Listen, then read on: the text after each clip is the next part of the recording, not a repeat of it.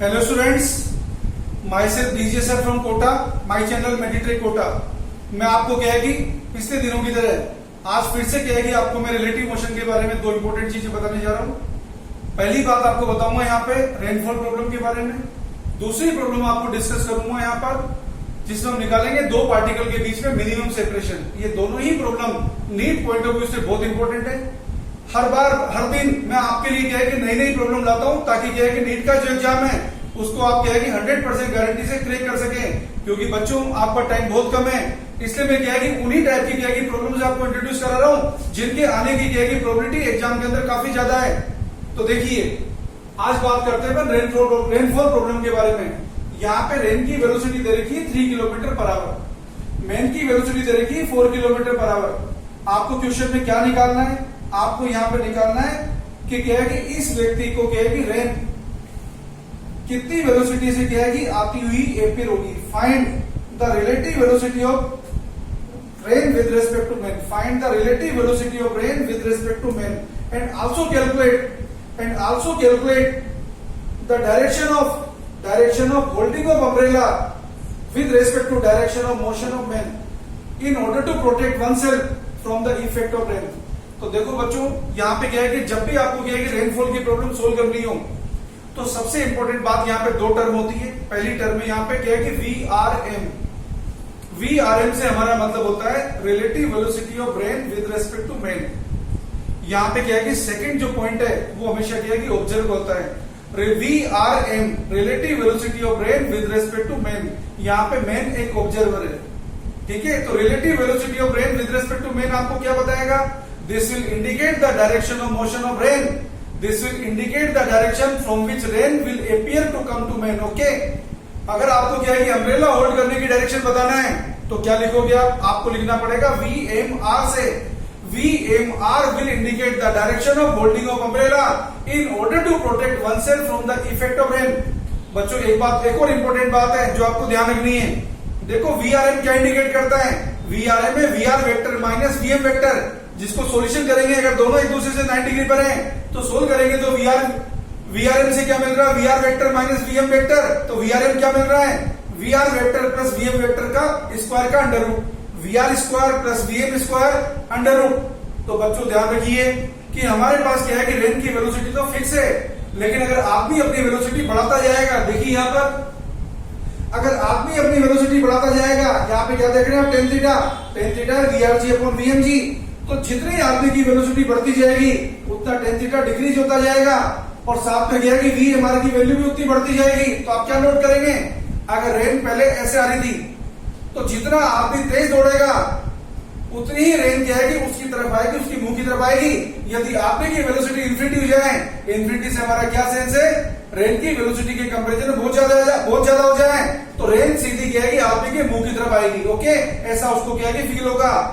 और साथ में यदि क्या है कि मैन की वेलोसिटी ज्यादा होगी तो क्या उस आदमी को रेन की वेलोसिटी ज्यादा से ज्यादा एपियर होने लगेगी। इसीलिए ये अपन क्या है कि कहते हैं कि बरसात के अंदर क्या है कि ज्यादा तेज नहीं दौड़ना चाहिए, क्योंकि अगर बरसात में तेज दौड़ेंगे तो क्या होगा? रेन हमें ज्यादा वेलोसिटी से हिट करेगी, हमें क्या है कि चोट लगने की क्या है कि प्रोबेबिलिटी ज्यादा है और साथ में क्या है कि रेन हमारे सीधे मुंह पे हिट करने की कोशिश करेगी। तो देखिए बच्चों VMR इक्वल टू क्या लिखा है? VM vector minus VR vector. इसका वेक्टर डायग्राम हमने बनाया है। This is velocity of man with respect to ground, जो क्वेश्चन में कितना दे रखा है? 4 kilometre per hour. And this was the direction of motion of rain. Velocity of rain with respect to ground कितना है? 3 किलोमीटर पर आवर। ये downward में है तो क्या है? नेगेटिव वेक्टर क्या होगा इसका? अपवर्ड डायरेक्शन में। This is minus VRG and this is VMR vector. Okay, from triangle of vector addition this is VMG plus minus VRG equal to VMR। तो बच्चों यहां से क्या है कि VMR भी निकाल सकते हैं, this square plus this square under root, और यहाँ पे टेन थीटा भी निकाल सकते हैं माइनस VRG अपॉन VMG। तो टेन थीटा कितना रहा है यहाँ पे? 3/4। इसे सोल्व करेंगे तो थीटा कितना रहा? 37 degree. This theta is the angle made by the direction of holding of umbrella with respect to direction of motion of man. Okay, तो 37 डिग्री एंगल पर इस आदमी को रेन से बचने के लिए अम्ब्रेला को होल्ड करना पड़ेगा। और साथ में क्या है कि इस आदमी को रेन कितनी वेलोसिटी से हिट करेगी ये आपको मिलेगा VRM से। VRM कितना है? √3² + 4² जो सोल्व करने से कितना रहा है? 5 किलोमीटर पर आवर। ओके, अब आपको क्या है कि दूसरे टाइप की प्रॉब्लम बता रहा हूं, that is also very important, find the minimum separation between two particles. यहाँ पे क्वेश्चन में देखिए आपको दो पार्टिकल बता रखे ए और बी, जो एक्स वाई प्लेन में कांस्टेंट वेलोसिटी चल रहे हैं, जिनके बीच का इनिशियल सेपरेशन है 100 मीटर। देखो पार्टिकल ए चल रहा है 3 मीटर पर सेकंड से, पार्टिकल बी चल रहा है 4 मीटर पर सेकंड से। यहाँ पे दो मेथड है, पहले मैं आपको इजी वाली मेथड बता रहा हूँ नीट पॉइंट ऑफ व्यू से, बाद में क्या है कि इंजीनियरिंग वाले बच्चे जिस मेथड सोल्व करते हैं नॉर्मली, क्योंकि उनकी थोड़ी मैथमेटिक्स अच्छी होती है, डिफरेंट इंटीग्रेशन की प्रैक्टिस ज्यादा होती है, तो उनके लिए भी क्या है मेथड बता रहा हूँ। आपको यहाँ पे बताना है ए और बी के बीच में मिनिमम सेपरेशन कितना होगा, कब होगा, what you have to determine, find the minimum separation between A and B and also calculate the time of minimum separation. तो देखो बच्चों, A is moving with constant velocity of 3 meter per second and B is moving with constant velocity of 4 meter per second. Now we are drawing the figure in the frame of B. Okay. So in the frame of B, this is the velocity of A 3 meter per second. This is velocity of B 4 meter per second. Now in the frame of B, that is velocity, relative velocity of A with respect to B. यहाँ पे कितना हो गया 3ik minus 4jk। अगर ये angle निकालेंगे तो यहाँ से क्या है कि tan थीटा कितना आएगा 4/3। आप चाहे तो नया ट्रायंगल बना सकते हैं यहाँ से, वो आपको इजी रहेगा। tan थीटा क्या होता है हमेशा परपेंडिकुलर बेस, तो tan थीटा कितना हो गया 4/3, तो हाइपोटेन्यूज कितना हो जाएगा 5, तो sin थीटा कितना हो जाएगा 4/5, cos थीटा कितना हो जाएगा 3/5। अब क्या है कि दो पार्टिकल के बीच में, यहाँ पे क्या है कि दो पार्टिकल के बीच में मिनिमम सेपरेशन निकालना है। आपने बी की पोजीशन को तो क्या है कि फिक्स कर दिया, क्योंकि बी के फ्रेम में एनालिसिस कर रहे हैं। जब यहाँ पे बी ए को देखेगा तो बी को ए इस लाइन में चलता हुआ नजर आएगा।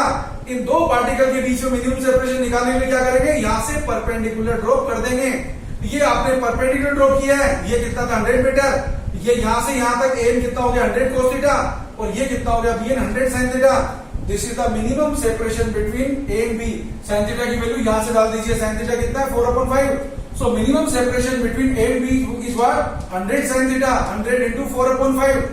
तो यहाँ से क्या है कि 4/5 में क्या है कि 5 कितना हो जाएगा 20, तो यहाँ पे मिनिमम सेपरेशन कितना आ जाएगा 80 मीटर। ओके, तो यहाँ पे minimum separation between A and B कितना आ रहा है बच्चों, ये आ रहा है 80 metre. Okay, now we are also interested in determining the time in attaining minimum separation. Time कितना होगा, ये 100 cos theta upon relative velocity of A with respect to B। तो ये कितना आ गया 100 cos theta upon VAB। So cos theta कितना है यहाँ से 3/5, 100 into 3/5 डिवाइड बाय 5, सोल्व करने से कितना आएगा 12 सेकंड। ये यहाँ पे क्या है कि इस मिनिमम सेपरेशन को अटेन करने का टाइम है। आपको क्या है कि दूसरी मेथड और बता रहा हूँ, वैसे नीट के अकॉर्डिंग करने की जरूरत नहीं, क्योंकि इस मेथड से क्या है कि सोल्व करने में हमें टाइम ज्यादा लगता है, क्योंकि नॉर्मली क्या है कि डिफरेंशिएशन करने में हमारी प्रैक्टिस कम होती है, हमें टाइम ज्यादा लगता है। इंजीनियरिंग वाले जो बच्चे होते हैं वो फटाफट कर लेते हैं डिफरेंशिएशन, पर उनको भी क्या है इससे ही करना चाहिए, क्योंकि जब टाइम कम लगता है तो फायदा इसी में ज्यादा है। तो देखो मान लेते हैं ए और बी के बीच में मिनिमम सेपरेशन आता है t सेकंड बाद, तो t सेकंड में बच्चों ए कितना चलेगा 3t, बी कितना चलेगा 4t, तो ये डिस्टेंस कितनी आ गई 100 माइनस 3t। तो ए और बी के बीच में क्या है कि सेपरेशन कितना हो जाएगा उस टाइम 100 माइनस 3t का स्क्वायर। ए और बी के बीच में क्या है कि सेपरेशन उस टाइम कितना हो जाएगा,